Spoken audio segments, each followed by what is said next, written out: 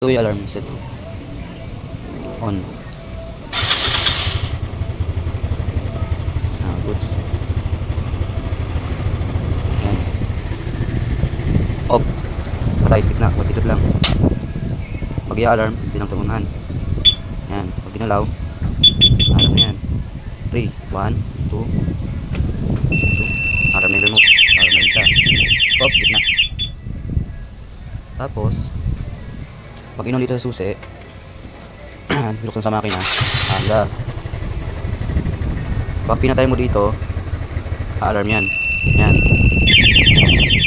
Kaya ito nang bukas yan. Hindi magbubukas yan. Safety feature ng 2-way alarm.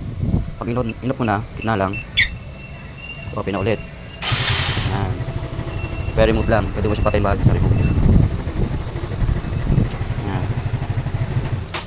Tapos, set ng sensitive ng alarm. Dalawang pinto sa unahan sabay. Yan.